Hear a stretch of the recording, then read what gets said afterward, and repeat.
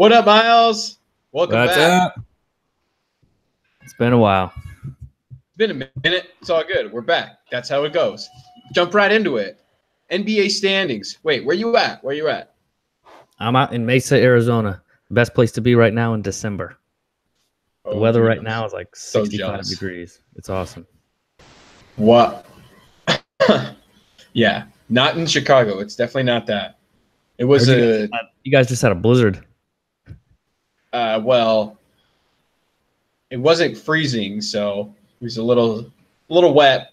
Not too bad. Definitely not 65. Definitely not translating into wins for the Phoenix Suns. Last in the Western Conference by a lot. Just by 6 games over the San Antonio Spurs, who are only game out of the last playoff spot. That's just how deep the Western Conference is right now. Oh my goodness. I've never seen anything like what the Western Conference looks like right now. From 1 to 14 is separated by 5.5 games. That's unheard of. Unbelievable. It's just ridiculous. There's no words to describe it. So let's just go through them. I mean, clearly somebody's going to miss the playoffs. And with the new lottery rules kicking in, you want to be one of the teams barely missing the playoffs or one of the worst 3 teams in the league to get a 14 who each share a 14% chance to get one of the 3 Duke freshmen. So it's safe to say that the Phoenix Suns will probably be a lock, given the fact that they're in the Western Conference, so they will be playing most of these playoff teams or fringe playoff teams who are trying to win, and they are not doing well, and they're tanking. Yeah, Phoenix is really the only team in the West that's not in contention for a playoff spot, which is really interesting when it comes to like what you said about kind of fighting for lottery spots in the draft. I think a lot of them will be taken by Eastern Conference teams, just the way that it's set up right now. I mean, the Cleveland Cavaliers are not playing well. Atlanta not playing well. Chicago not playing that well. Although I think Chicago's going to have an uptick when they get Markkanen back. They just got him back yesterday. He just came back 1 for 4 from the field, I think, from 3. Real pedestrian, but he was really aggressive. I think it was against the Detroit Pistons. He was really aggressive. His stroke looked really great. There was no signs of the yips or anything. There were no Markelle Fultz syndrome here in Chicago. Yeah. I think they played him next to Wendell Carter, and I think that was great. That's just the whole point of the season is to play them together, and they were definitely feeding off of each other. Especially you can tell because you could tell that Wendell complements Lauri in the sense that he's a rim protector. He can, he can switch onto perimeter players, but he can also, because the idea is that you can put Lauri in a pick and roll because you can get him switched onto a small point guard. But with Wendell Carter back there as a defensive anchor, I really think he can develop into that. I think he already is. Only problem with him is I've always seen him foul out. Every time I watch the play, it's always like Robin Lopez finishes the game. And just because he can't anticipate NBA calls. There were a couple times when they were playing the Bucks, Giannis just can get his shoulder just in that spot right into Carter's chest. And then they bring up their hands, and it's a foul every single time. In the NBA, it's different than college. And they're definitely pandering more to the offensive player, especially this year. Like, even if you're a disciplined defender, like I was watching Kyle Lowry the other day. He's incredibly disciplined, especially on the fast break, where he knows exactly how to keep his hands straight, and he's able to give players a lot of contact without picking up a foul. But even really disciplined defenders are picking up fouls that way by playing good defense. And I think that's just the way that the NBA is kind of trending. I think we'll see it come back a little bit because players are frustrated with it, especially defensive-minded players like Draymond Green. Pretty much everybody on the Clippers, I'd say. So then why do you think teams like the Grizzlies are having success on the defensive end? I mean, I agree that there's the offense is just crazy this year and people are adjusting, but I think the teams that are having success defensively, I mean, I guess it depends on what stat you're looking at as far as how successful they are defensively. Because if it's just points per game, I think part of it could be the pace at which they play and not putting up as many possessions as teams around the league, taking a little bit more time out of the shot clock. And that's taking the scores down a little bit and maybe kind of falsely making them look like a defensive team. Others, I think, is just flat-out effort. I think the Grizzlies are trying really hard right now. Same with the Clippers. I'm going to look back at the standings again. You know, like the Clippers, the Nuggets, the Thunder. I think pretty much everybody that's in a playoff spot in the West, with the exception of probably the Warriors and the Rockets, are giving a great deal of effort. And the Clippers. Oh, you're saying the LeBron James led Lakers are lacking in the effort column? How could that be? I think they're taking from their leader. I think they're seeing the Lakers right now are kind of interesting because LeBron James is going to be LeBron James regardless of who he's teamed up with. But especially when he's teamed up with young guys like, I mean, the Lakers. You can't really team LeBron James up with any combination of players where he's going to give maximum amount of effort pre-All-Star game. He's just going to kind of go through the motions and kind of save energy and figure out his way around this team. And it's important you say that because, just let me interject right here. That's why I think the most important thing for LeBron James right now is his jump shot. If he can get easy points, especially just hitting open shots for him with a hand right in his face, he's really knocking down that mid-range jumper, especially in the low post area. And for him, that's going to be where he can dominate and provide the offense that the Lakers need without giving a lot of effort, like you're saying. Yeah, and he really needs everything so far has looked really effortless for him. I mean, it's been effortless.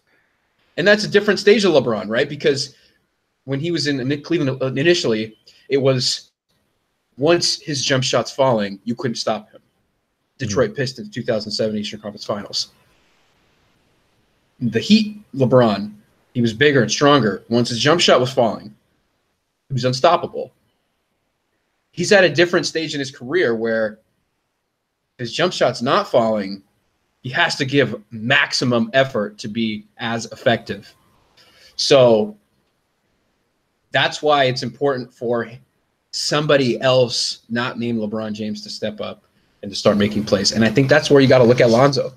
I think he's already doing an okay job at that, especially with Rondo being out. He's looked more aggressive. Man, he just has those plays every game where he has a touch pass here, a lob there.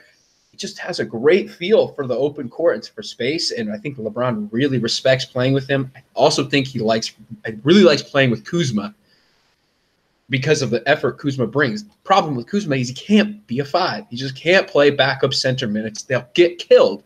That's why they brought in Phoenix boy Tyson Chandler. And that was a great get right there. Problem with that is really that consistent. Now you're looking at another Kevin Love situation where, hate to say it, Kevin Love's best spot was the 4. Kuzma's best spot is the 4 in today's NBA, occupied by LeBron James. In an ideal world, Brandon Ingram would be the piece to step up for the Lakers. He just hasn't been doing that. Yeah, I agree with that 100%. I texted you this earlier, that Dwayne Wade led Shaq and the Heat to an NBA Finals appearance against the Mavericks. Then he averaged 37 in the finals to beat them. In his third year, Brandon Ingram was compared to Kevin Durant.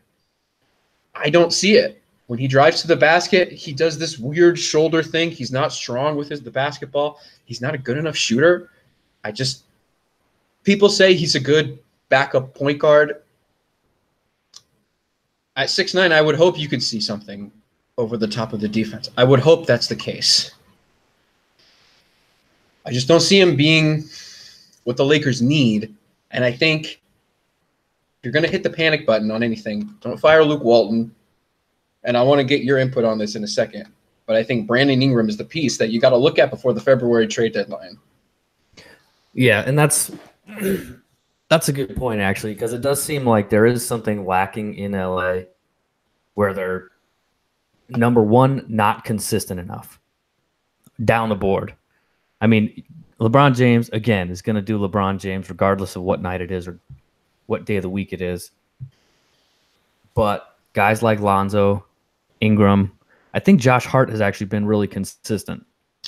Josh Hart's the only Laker that's untouchable. Yeah, he's been really solid for them. And I don't know that he's getting all the credit that he deserves for – I mean, he's been getting after it. But like you said, Ingram, Kuzma – I looked at the score at halftime. Who are they playing today? Lakers in Phoenix. And Kuzma was tearing it up. He had 20 at half, I think. But that's the thing. You don't know what to expect out of these guys. Part of it is youth. Part of it's trying to figure out how to play around LeBron. I think part of why LeBron's playing so effortlessly right now and looking really good is that he's got guys running all around him that are trying so hard to please him. The problem with it is LeBron is not making it easy on them necessarily. He needs to make it as easy on them as possible. I think I texted you this too. He needs to be in motion. Like defenses around the league, I'd be blown away to see how they would try and rotate with LeBron James in motion. Because it's an interesting point that you make, because if you think about it in terms of like the Hollywood image of helping your teammates, you're LeBron James in the media, you say, Lonzo is the most gifted passer I've seen. Brandon Ingram is a great scorer and will develop into an all-star player. You say these things, but like you said, you also get your 30 points a game on, you get your looks, you're LeBron James. You don't necessarily let others make plays at the end of the game for you. You just can't defer in that way unless it's to a player like Kyrie Irving or Chris Bosh or Dwayne Wade. So yeah, and I think you're right about like a panic button you said where you're not going to fire Luke Walton. I think Luke Walton is good for the franchise at this point. Reading headlines, it's kind of difficult to gauge the temperature of Lakers right now because there's people that are, somebody pulled up a quote from Josh Hart like he was not getting the recognition that he felt he deserved, and it's because of all these young players like Ingram, Ball, Kuzma. And that quote was from like the summer, and they brought that up after the game that they... Interesting. Yeah, it was like after the game against Memphis or something like that. So I think that there's a lot of outside sources that are like trying to kind of probe at the Lakers because it's an interesting topic. But I think things are actually okay there. And I just think LeBron James right is about so keeping important Walton. for them. I mean, he's almost as old as Luke Walton. He's playing with young players. If you think of Kobe, he was given Phil Jackson. LeBron was coached under Ty Lue. Spoelstra. All young coaches LeBron's had. He's not been given an old veteran coach that has a system in play. It's just the LeBron James show. And I think, in any industry, now for these young Lakers, it's sink or swim. Either Brandon Ingram, you make it work with LeBron James, or you don't. I think that's just how it is. I think Kuzma's sacrificed his game enough. You see him flying in on offensive rebounds, on lobs, on the fast break, trying to get his points in a different way than leading or, being the co-leading scorer for the Lakers like he was last year, along with Brandon Ingram. I just don't know what you do. I don't. What do you think? What kind of trades are there out there? What do you think? Well, there's a lot of talk about like bundling Alonzo Ingram Kuzma and sending him somewhere for, like a Damian Lillard. That's an example. That's not a suggestion.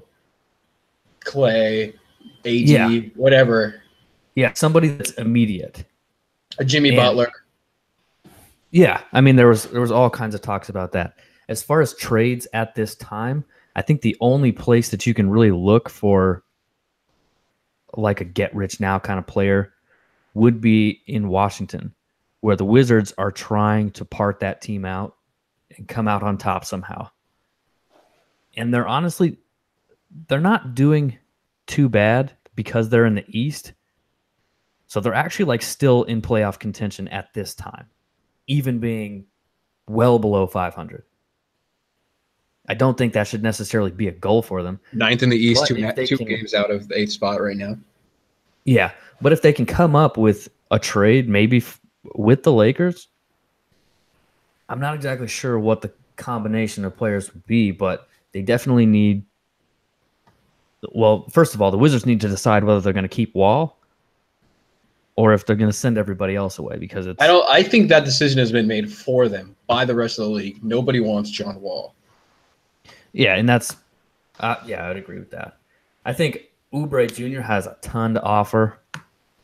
But I don't think he's the player that the Lakers need. I agree with you, though. I think he's a great wing. I think if you're the Blazers, you can look at him. Yeah, if I was the Lakers looking for a trade, I'd probably go more toward like a Bradley Beal. I don't know how that high asking price. I think Otto Porter is like kind of a fit that you would think. Like I think he's a Trevor Ariza type. I think he can be for the Lakers. So who else do you think the Lakers could trade? What's that? Who else do you think that the Lakers could potentially trade for? I mean, in this market, because it's certainly not going to be a West Coast team. No.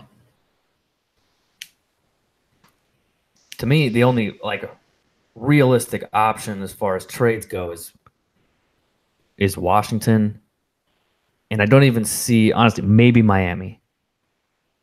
But Miami seems to be kind of clicking in a way that I don't know if they would even go for a trade from LA. Honestly, like you said, I think the only for sure dumpster fire in the league is Washington. A team that's willing to sell any piece of their, roster for a given price, hit the reset button. You don't see that a lot out there. Do you actually see any other options? I don't. I mean, unless Anthony Davis forces his way out, honestly. Because the Jimmy Butler thing, he was the last domino, I think, that would really affect a playoff team. Other, ancillary pieces that won't make that much of a difference, like the Kyle Korver trade to Utah. That's a good trade, actually. I love that Kyle Korver finally got out of Cleveland. I don't even care where he went. I think the fact that he went to Utah is kind of interesting because in this incredibly tight playoff race in the West, Utah is one of the bottom 7 teams. So they're 11-12 right now, which is unbelievable. To be 11-12 and you're like 11th in the West. That's crazy. I know. I mean, you could be a 500 team. There's definitely going to be a couple 500 teams that don't make the playoffs. I think the Minnesota Timberwolves are a team that definitely aren't going to be in the playoffs. I don't think you can rely on Andrew Wiggins for a consistent scoring burst. And I don't think Karl Anthony Towns is going to be an AD-like presence and just put the team on his back. I don't think he has the goal yet. No, he definitely doesn't have that attitude. And I think we talked about that earlier. Yeah, we did. Hammered the Timberwolves earlier. I don't think New Orleans, Washington, or Dallas.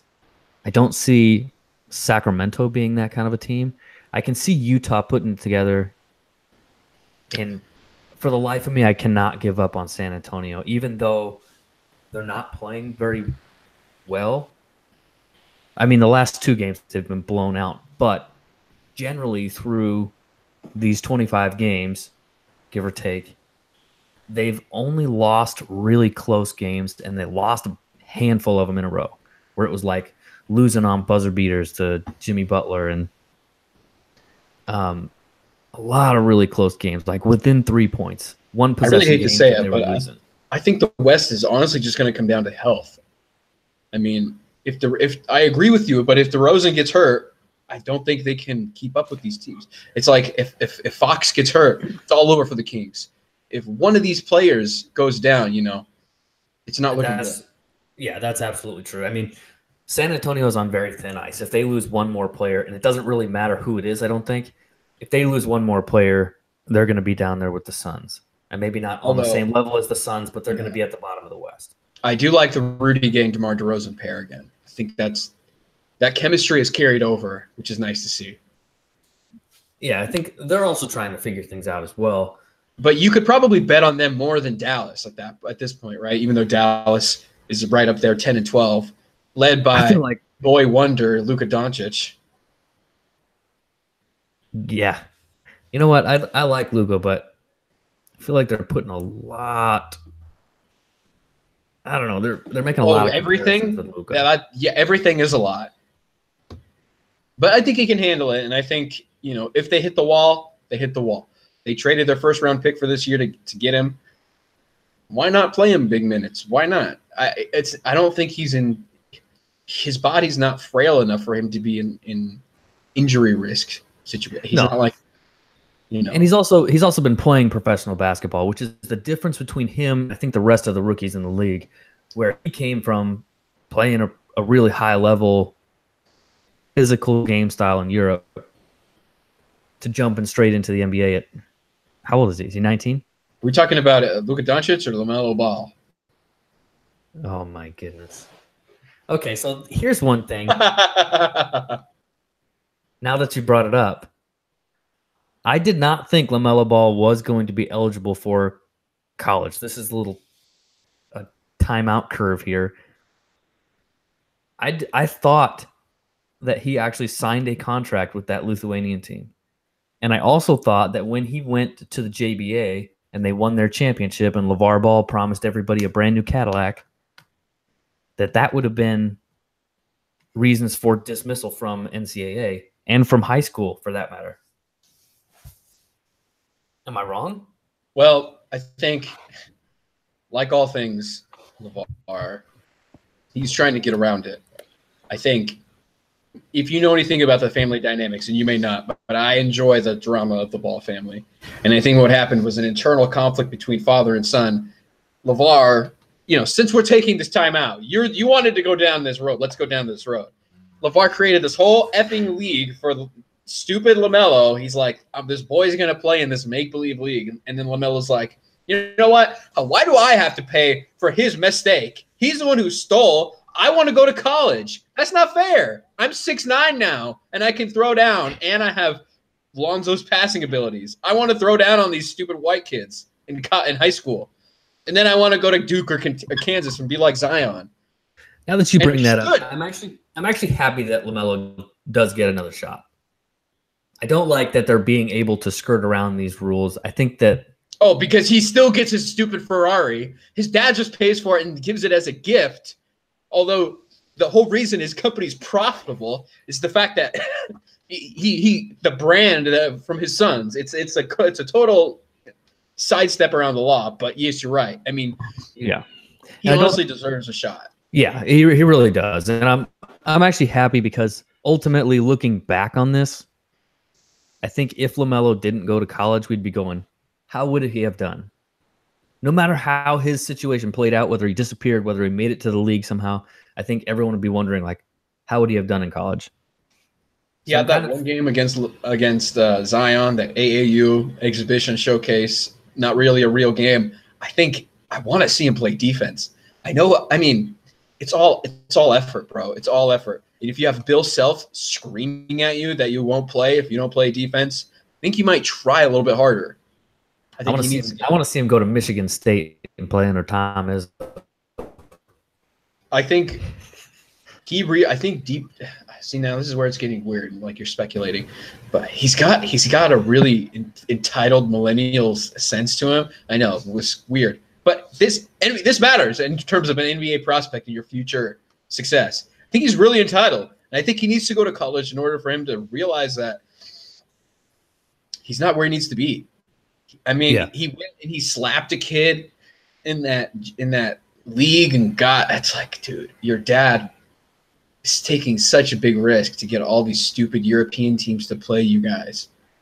He literally got guys that should be playing community college to sign their rights over, like hundreds of guys, hundreds of dudes, hundreds of 19, 18-year-olds who should be in community college playing basketball or JC, whatever, to play in this JBA.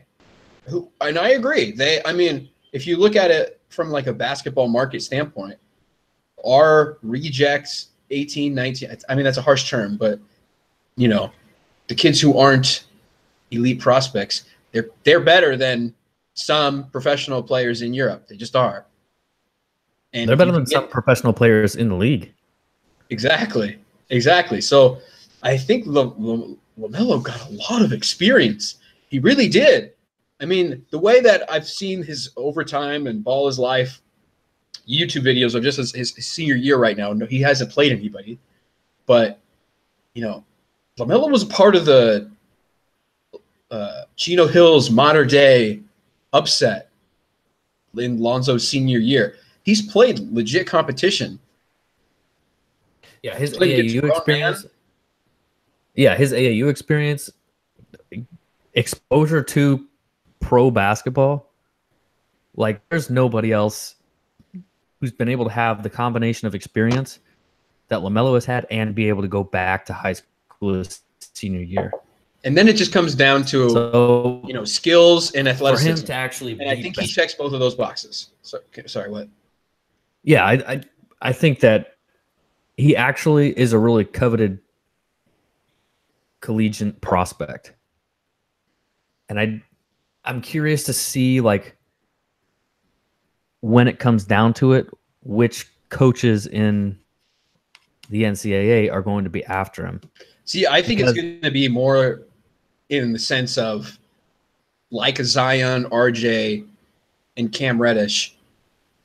Him and another one of his teammates will go to a school. I think it'll be like a package deal where he'll go somewhere alongside someone he knows and he can play alongside with.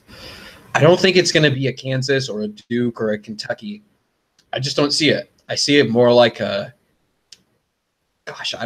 an Iowa, or like a Michigan. He's got to go to a high profile. I'm really not sure. USC. I mean, honestly, UCLA. I don't understand. Like the Pac-12 was garbage all of a sudden. Oregon's the college. We'll take a turn on college basketball, but Oregon is like the best Pac-12 team.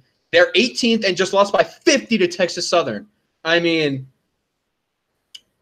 USC or UCLA could use LaMelo Ball. Swallow your pride, people. Okay, we can go back to NBA. Eastern Conference. We did the West. Miles.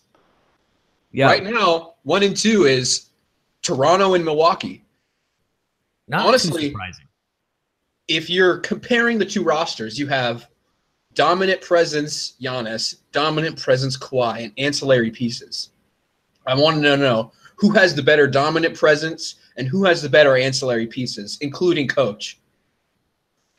I think Toronto has the better supporting cast. And I say that as I think they have a more consistent cast. And I watched them play against Golden State the other day. I was a little disappointed in their ability to, well, not their ability, but they didn't put Golden State away like they should have. I think especially Dwayne without Casey, Stephen Curry. Yeah, and Draymond. And Draymond. Now Kevin Durant went off. He had another 50-point outing or whatever. But and still, Kawhi took on the responsibility of guarding it himself. Yeah. Yeah. I liked seeing that, especially this early. I felt like Toronto should have been able to put that game away a little earlier than they did. And the fact that that Kawhi doesn't play on back-to-back still. Bullshit. That's a little weak. But I think I think Toronto is kind of being smart, and they are really thinking long term as far as playoffs this year, because they've Yes. kind of seen how they stack up early on, and they're going, "Wow, we have a legitimate shot at this." Second best player on Toronto is Ooh, it's got to be Pascal Kyle Lowry. Siakam. I was gonna say that. He looked very good. If you count defense Especially as recently. meaningful impact and just an overall energy, I would put him on the same level as Kyle Lowry, honestly, because I think Kyle Lowry both of does those- play very good defense. both of those players, I think, are a level above Chris Middleton, Eric Bledsoe, Brook Lopez. Yeah, Although those players are borderline all-stars respectively themselves. Milwaukee has an interesting group in that they're so big Yes. and their focus is on rebounding, and they shoot a really high field goal percentage. And those are two Long. really They're important really stats. long. Yeah. And they're tough to score on in the paint. So if you don't have great shooting ability like a team like the Warriors, although the Warriors got destroyed by them, so because they've got so much length, like you said, so they can actually contest those shots on the perimeter, and they're lowering the percentage on the outside as well.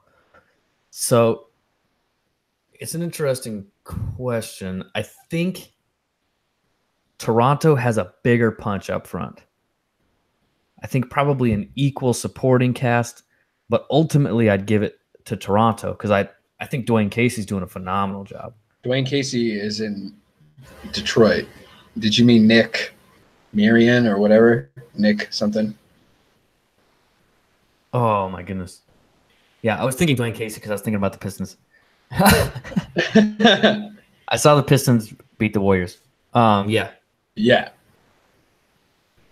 No, Toronto. No, I agree. And with Milwaukee, Mike Bulldozer, I think is just in on the same tier coach wise. I think they're it's a great coach, good system. Brook Lopez's 3-point shooting has been really just a shock to me. I mean, you would think Robin would have the same touch.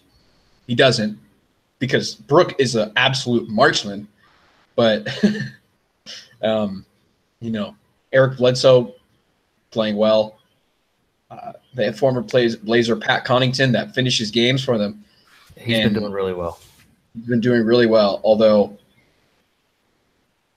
I saw a game where I can't remember who they were playing. I think could have been Portland, where Connaughton took the last shot to win the game.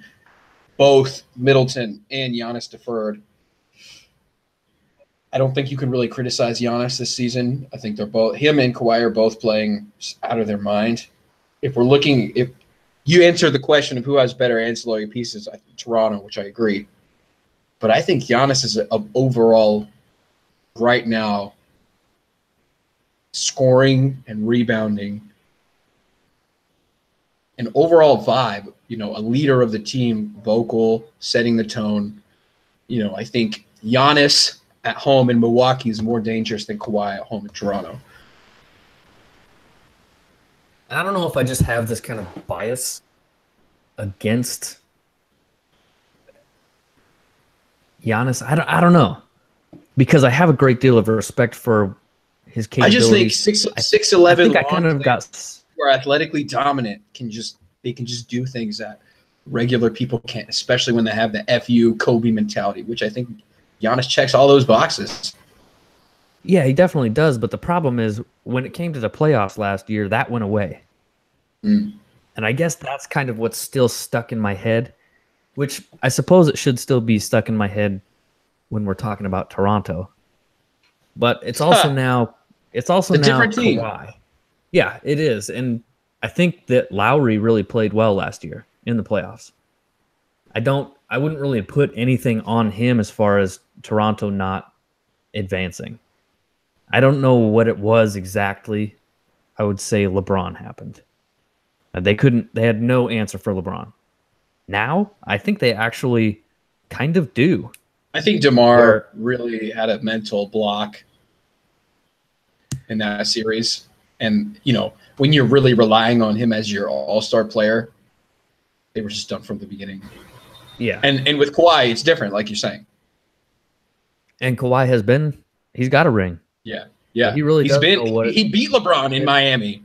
He is not scared.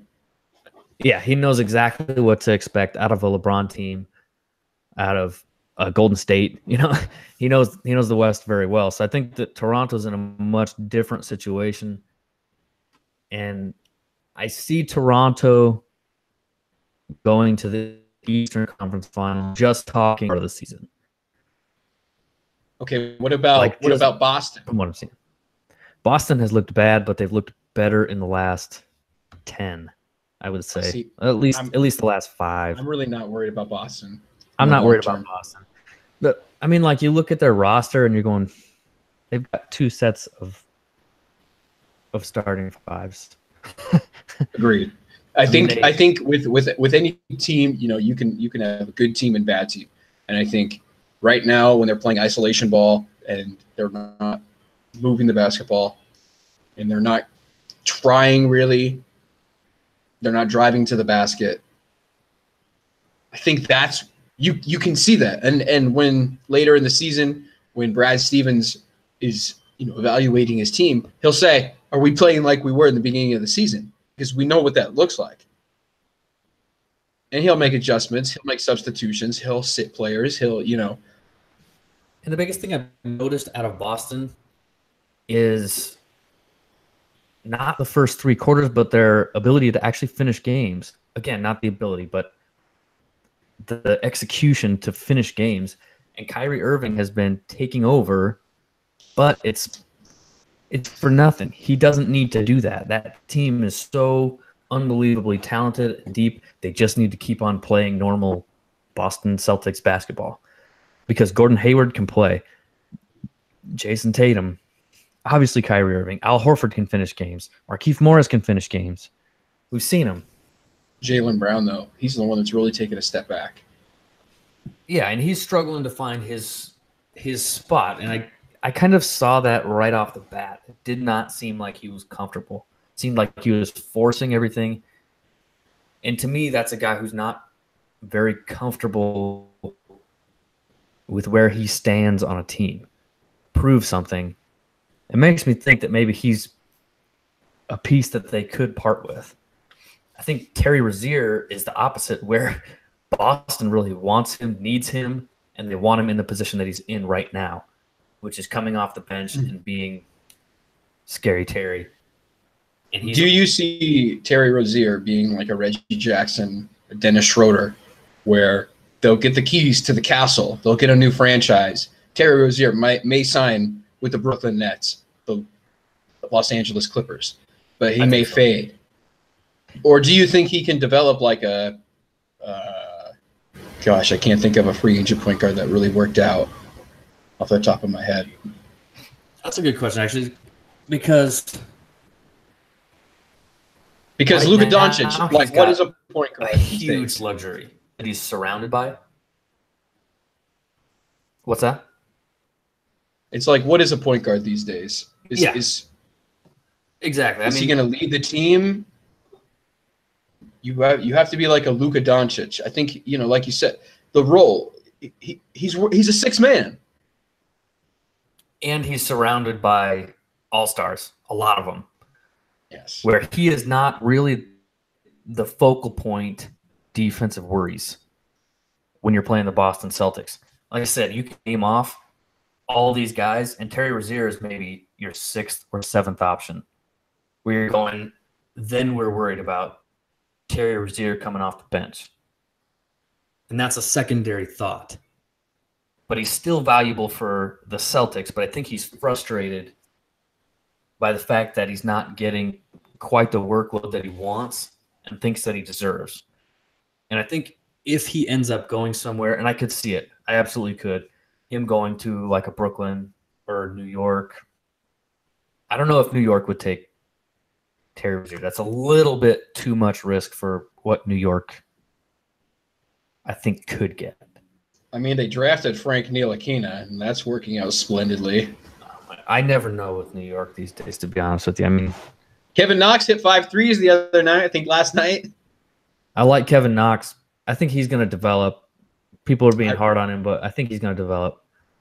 It might be a little slower than everybody wants for the NBA nowadays, but I think he's going to develop. And oh, for sure. He has a great stroke. He's 20 years old. Yeah, we were talking about Kevin Durant as well and locations for him and kind of the Golden State drama. I think Kevin Durant is going to land in New York. Somebody, I think it was Paul Pierce, said he guarantees that Kevin Durant's going to land in LA. The Lakers, not the Clippers. I think that's absurd. Okay, we were texting about this if earlier it happens, too. I will have less than zero respect for Kevin Durant. No. So here's why I think that's a possibility. I agree with you that it's unlikely, but here's why it's a possibility. It's a possibility because the narrative would not be Kevin Durant joined LeBron James to win a title in LA. The narrative would be clearly LeBron James does not have what it takes to lead the the Cavaliers 2.0, if you will, in LA to a championship, let alone a Western Conference Finals.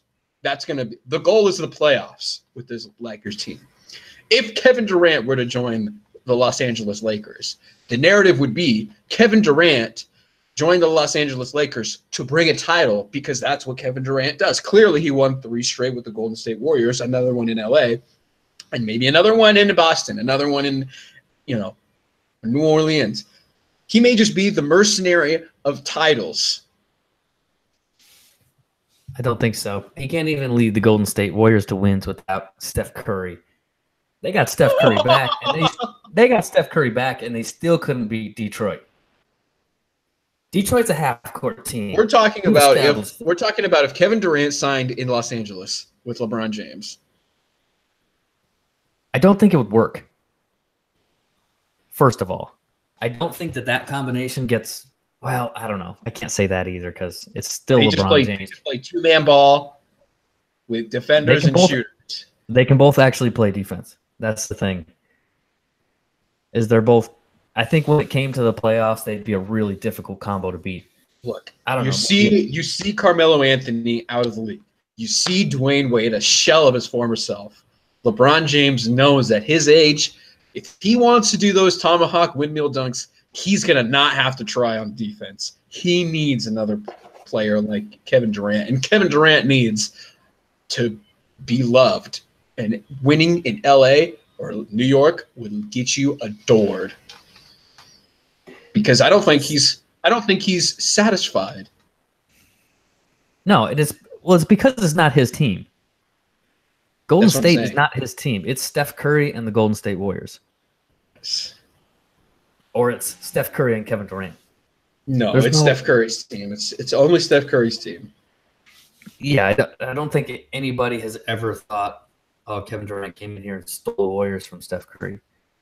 Steph Curry is going to be the guy that's left there at the end of his career. He'll never leave. Klay Thompson, I don't think is going to leave. Kevin Durant is definitely going to leave. There's no way he stays. But I don't think he goes to the Lakers. It's possible he goes to an LA team, but I think the Clippers are a much better fit for him, and it would be a similar LeBron situation. Where actually, I think ultimately Kevin Durant would probably get a better deal with the Clippers, with the surrounding cast of Patrick Beverley, Avery Bradley, Teodosic. If Teodosic chooses to stay in the NBA, I hope he does. With Kevin Durant, I bet you he would want to consider staying. Yeah, I would hope so. A guy like Boban, Tobias Harris. Yeah. Oh man, yeah. I almost left him out. I think that a Clippers team with Kevin Durant would actually be better than a Lakers team with LeBron James, depending on who they're able to pick up in the summer. And I think the move is actually going to be Anthony Davis to the Lakers. And here's why I'm not upset with Anthony Davis going to the Lakers over Kevin Durant, because Anthony Davis already got screwed. He was willing to stay in New Orleans and work it out, and he got DeMarcus Cousins. He had a good cast with Rondo and Drew Holiday. Yep. They got the playoffs, and then he Yep. got abandoned. He got absolutely stabbed in the back. Rondo went to LA. DeMarcus obviously signed a minimum contract in Golden State, which we're And going to see now how Buddy that Hield plays out. looks like a borderline Western Conference All-Star, or a really good, valuable piece that the New Orleans Pelicans could have right about now. Yeah. So I think Anthony Davis is out for blood, and he needs to get himself a championship by any means necessary. And he needs to get revenge on everybody else that abandoned him. And I think that the Lakers is the perfect revenge for him. Because that's the piece that the Lakers are really lacking. Yeah.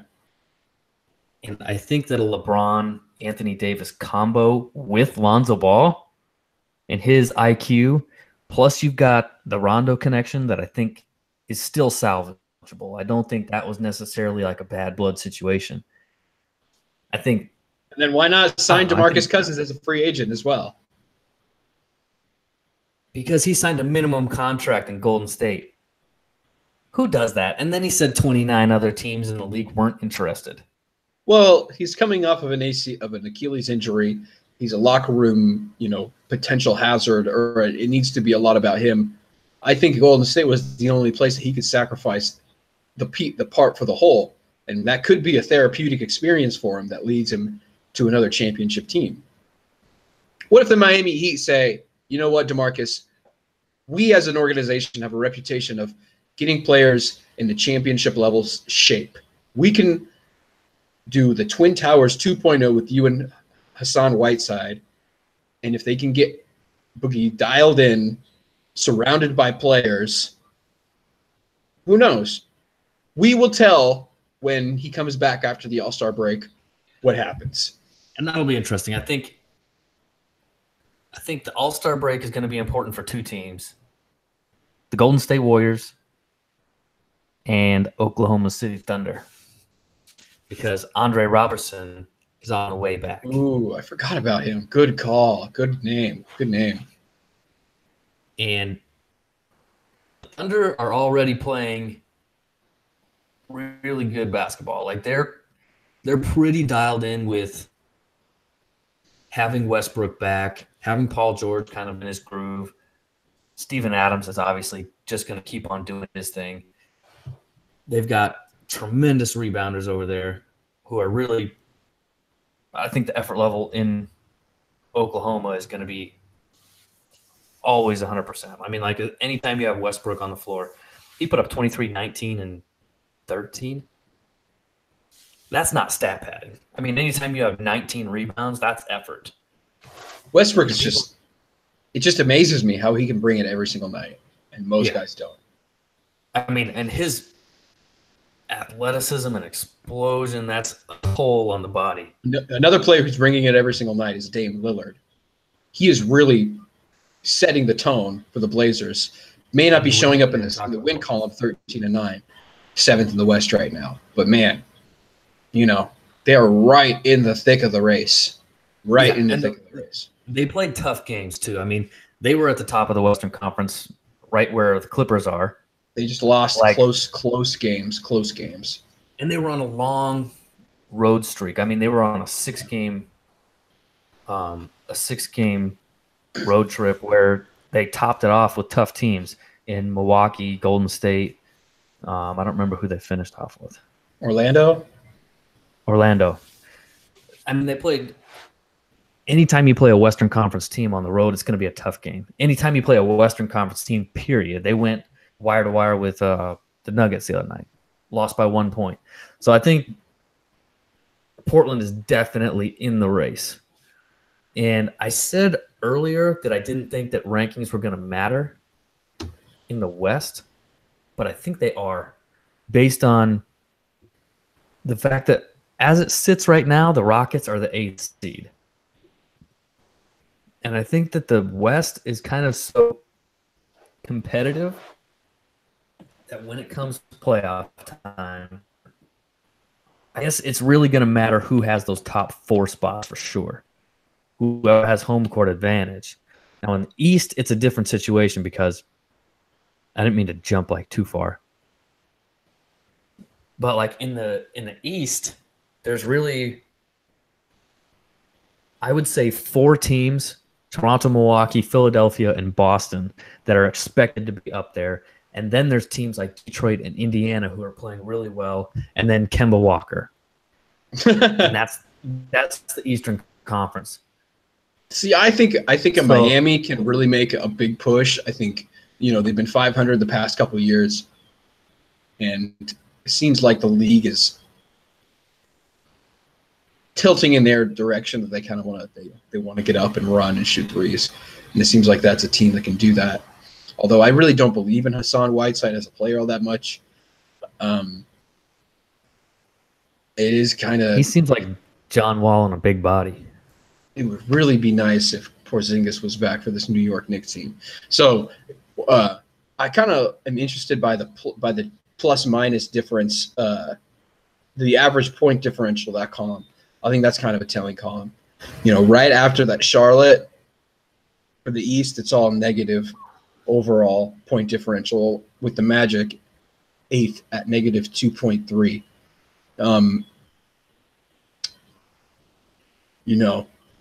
It just shows Milwaukee and Toronto plus 8.5 and plus 10. The rest of these teams plus 2, plus 2, plus 3, plus 4, plus 4. That's the difference. It really is Milwaukee and Toronto at this point. Philadelphia and Boston, they've been playing, they've been getting victories, but it's been tough. That's a good catch. Like the win margin, and I just now spotted that after you said that. So Milwaukee's averaging 111 points per game, plus 10 on the win margin, and Toronto is 108 points a game. I don't think the Philadelphia thing is sustainable. I really don't. I don't think the high usage rate of Joel Embiid, I think you can do that in the playoffs, but I mean, he was putting up ridiculous numbers in October and November. And I just don't know if his body is, I hate to say it, but I don't know if his body is capable of doing that. Same with Jimmy Butler. We don't know. He was injured in the playoffs. And he's a guy that they're using right now like a sports car. It's just either 0 or 100 with him. Yeah, and I think that's really on Jimmy Butler too, because he needs to be a little bit smarter. Well, he's trying to accommodate. He's trying to fit in with the team and not overstep his boundaries. It must be hard for him. Right, but I'm also seeing that, I mean, he's Jimmy Butler, so they're going to trust him. Yeah. I think that they just traded for him. It's not like they're going to abandon him right off the bat. I think that he's just got to take a couple breaths. I mean, it's just hard because they traded so much depth for him. They were already a 7-8 man rotation, and now they really could use that Zaire Smith kid. They really could use another defender, another wing. Do you think they'll get another player by the deadline that'll help them this year? Do they give up the Miami unprotected 2021 pick? What do you do if you're Elton Brand, Brett Brown, and the Sixers? Just trust the process? I wouldn't mind them, now that we're talking about, I just thought about trading Markelle Fultz for a Alonzo Ball or something. If I'm Philadelphia, that makes sense to me. If I'm the Lakers, no way. No, I think I heard on the Ben Simmons podcast something like a Fultz for Antonio Blakeney on the Chicago Bulls. I think he's a really good player. He's a guy that played along Ben Simmons at LSU. Could be a good fit. He's a guy that brings energy, corner three shooting. Like I think I mentioned earlier, he leads the league in shooting or 3-point attempts made from the right corner, like that Bruce Bowen stat. If I'm Philadelphia, a bench wing, maybe find someone like a TJ Warren. What's he doing? That's true, actually. That wouldn't be a bad fit. I think Markelle Fultz thinks he's worth a lot more than he is, first of all. But also, I think he's causing a little bit of drama in Philadelphia that's not necessary at all. I think he needs to sit down with those general managers and go, like, this is what's going through my head. And that would be very difficult for a 20-year-old kid to kind of like come to terms with, is that he's struggling and he's still got a career ahead of him. Like, right. When everybody's told you how good you're going to be, and it's just the NBA game's just too fast, too physical, too strong, too much, too soon. Yeah, he hasn't been able to like really adjust to the league and get his confidence under him, because we've seen flashes of it where he's capable. Do you think Markelle Fultz would have succeeded in an era where it's typical for top prospects to stay multiple years in college? Do you think he needed some time to grow up? Maybe, we're rushing these products too soon. Kyle Kuzma developing for the Lakers, Dame Lillard and CJ McCollum, late Kemba Walker, Yeah, how many absolutely. Brandon Knights, Marquise Teagues, Jeff Teagues of the world are we going to have out there, Markelle Fultz, where these young guards may not develop like we want? I think, I don't know that. Yeah, I think that's kind of a stretch by me. Whole different yeah, I think it's each his own individual. I don't know. I think Markelle Fultz absolutely would have benefited from another at least 1 year in college. That wasn't the culture, and it's still not. They're slowly changing things. What's interesting right now that's happening in college basketball is Gonzaga is the number 1 team in the country. And they just beat Duke, which I couldn't believe it. Gonzaga was awesome. is a team that is constantly bringing in 4-year players.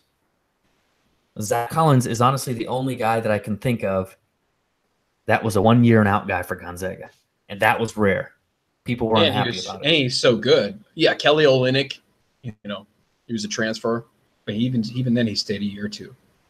Yeah, I think he stayed 2 years. Yeah. Who's a real big guy from? Gonzaga's been like putting out 7-footers for years. Isn't Alec Burke from Gonzaga too? No. Oh boy, I can't remember. Adam Morrison.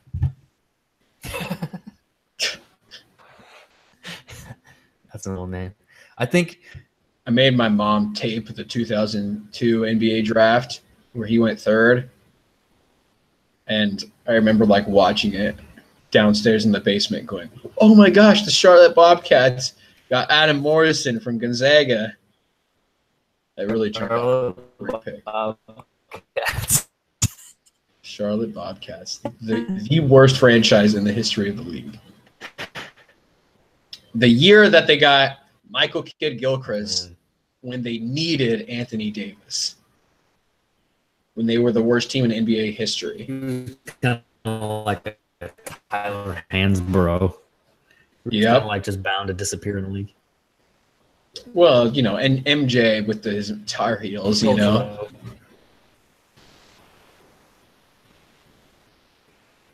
Oh, Miles, you're breaking up on us. Hard. Well, we may have to end this soon anyways, because I think we're almost at the hour mark. Probably like an hour, right? Yeah, I think we're like at an hour.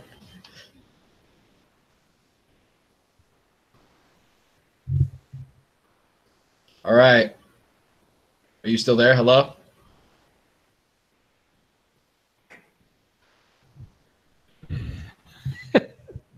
All right, we're ending this.